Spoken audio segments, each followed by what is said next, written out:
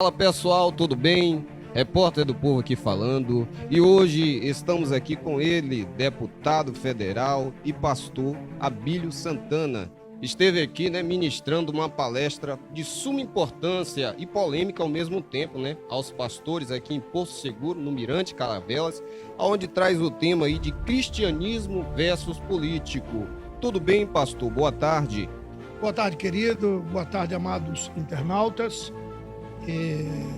Eu posso afirmar que se melhorar, estraga, mas está tudo bem. Maravilha. Então, pastor, hoje o senhor trouxe um tema bastante relevante, aonde muitas pessoas no cristianismo, têm aí um certo preconceito. Vamos falar um pouquinho desse tema, o que esse tema, cristianismo versus político, representa hoje no meio evangélico? Olha, é um tema de suma importância. É como eu tenho por costume dizer, nós evangélicos votamos. 100% dos evangélicos aparecem ou comparecem às urnas.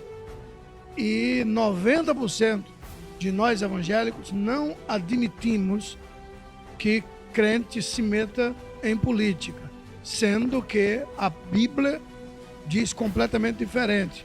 Ou seja, nós temos um monte de mestres que, infelizmente, nunca foram alunos. E se foram alunos de mestres que nunca foram alunos. Ou seja, aprenderam errado. Eu, por exemplo, eu era contra. Era no pretérito mesmo, lá atrás. Era contra o crente, o cristão, se envolver na vida pública. Se pleitear uma cadeira na Câmara de Vereadores, na Câmara de Deputados estadual, na Câmara de Deputado Federal. Eu sempre fui contra. Por quê? Porque eu seguia o que os meus mestres me ensinaram. E na nossa palestra ficou claro que se não houvesse uma intervenção do senador, cargo político, para tirar Jesus da cruz, Jesus não sairia da cruz. É óbvio que Deus reservou esse senador desde a fundação do mundo para entrar em ação. Por exemplo, o cristianismo foi divulgado pelo mundo graças a Deus usando o apóstolo Paulo. E por que Paulo? Paulo foi a Roma porque ele fez uso de uma prerrogativa do mundo político.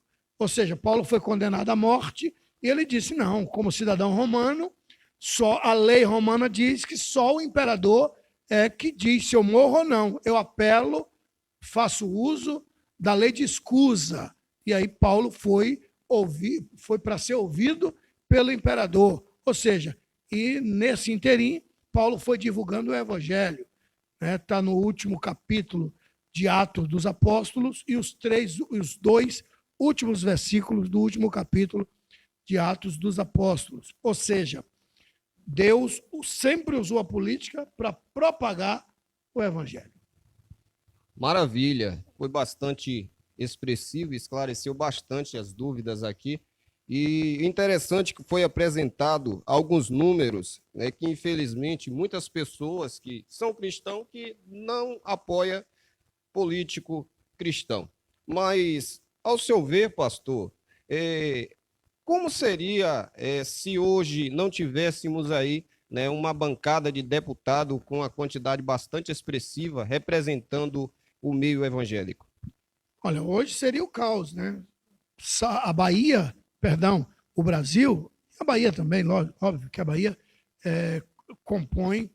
está no rol dos 27 estados, ou seja, 26 estados mais a federação, 27 estados, portanto a Bahia também. Mas lhe digo que o Brasil estava a caminho de ser uma Sodoma e uma Gomorra. E se não fosse a Frente Parlamentar Evangélica, com certeza, nós nunca passamos de 32 deputados.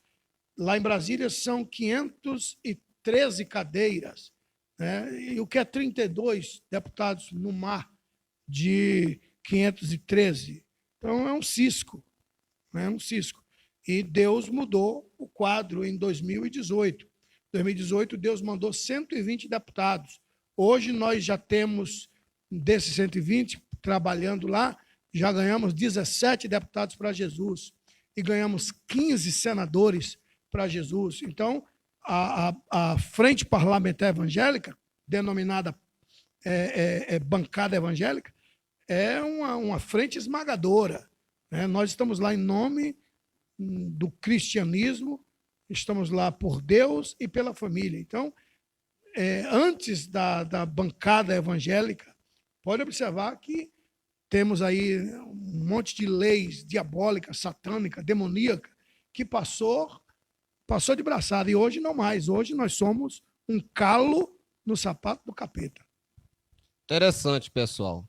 O pastor Abílio, ele trouxe aqui, né, infelizmente, uma realidade, mas temos aí esse lado positivo, aonde hoje temos aí, né, uma bancada com mais de 120 deputados, né?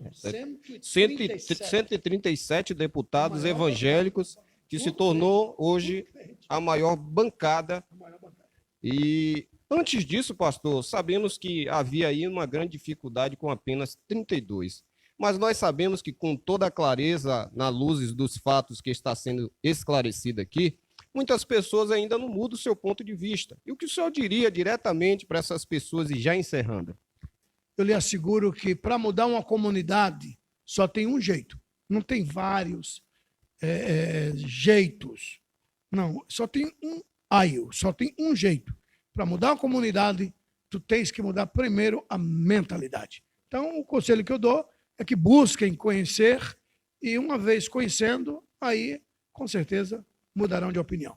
É como diz o Albert Einstein, a mente que se abre ao conhecimento jamais volta ao seu tamanho normal. Inclusive, o pastor ele teve aqui, né, uma quantidade de votos bastante expressiva no nosso município de Porto Seguro, que foi 2.284 votos, não é isso?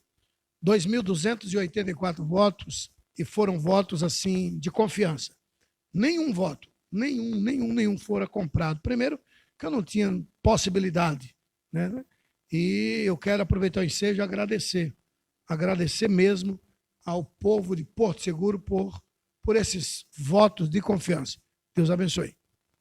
Amém, pastor. Inclusive, o pastor, ele dos 417 municípios da Bahia, ele teve aí, né, uma expressividade de 410 municípios que votaram, né? Então, realmente é uma pessoa que é bastante conhecida e querida, não somente pela questão política, mas também como um pregador do evangelho que está aí, né, fazendo um diferencial hoje no nosso meio. Deus abençoe, pastor. Forte abraço. Alguma consideração final, agradecendo aí a alguém que está aí, né, acompanhando agora? Nas minhas considerações finais, primeiro eu quero te agradecer por esse precedente que você abre para mim chegar até os amados internautas. E muito obrigado mesmo por esse precedente e amados daqui da tão abençoada Porto Seguro, já que é rede social, isso aí vai para o mundo inteiro. Deus abençoe cada um dos senhores. Abraço, pastor. Muito obrigado. Agradecer aqui o nosso amigo Giovan, toda a equipe do pastor Abílio Santana, que eu chamo de pastor, mas é deputado também. E é isso aí, pessoal. Aqui é Repórter do Povo, finalizando e agradecendo. Forte abraço.